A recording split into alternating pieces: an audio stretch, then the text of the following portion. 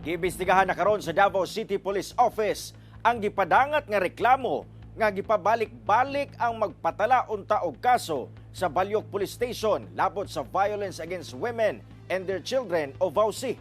Human nga walay naka-duty nga VAUSI Desk Officer. Ang detalye sa report ni Orgil Relator. Sa post sa social media, gipadangat sa usa ka residente nga miadto siya sa Police Station 17 Balyok kay duna siya ipablatter. Apan gipabalik matud pa siya pagkaugma sa nakahinabi nga pulis.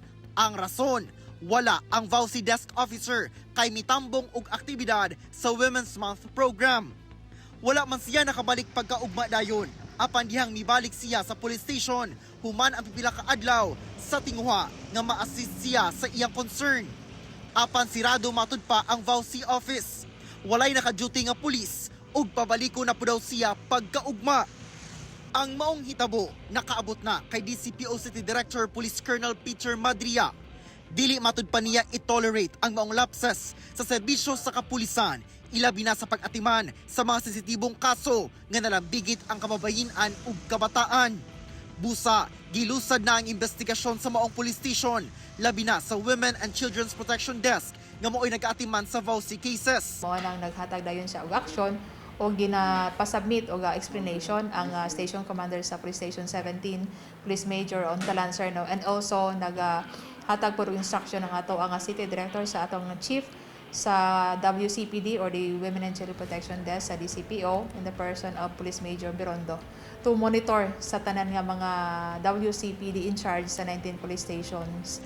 Gisiguro sa DCPO nga dili na kini masubli pa og 24/7 abli sa publiko ang police stations ug mga opisina niini nga dunay mga naka-duty nga mga pulis, labi na ang desk officer o WCPD in charge. Dapat naagid siya diha 24/7 na diha sa ihang lingkuranan na sa opisina para kung naay magapangayo og tabang sir na og kanang immediate assistance ana dayon maka-assist dayon ang ato ang kapulisan.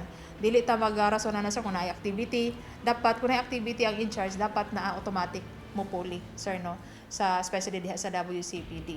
Kauban si Jojo Solarte sa kamera. Ako si Orgil Relator. 1 Mindanao.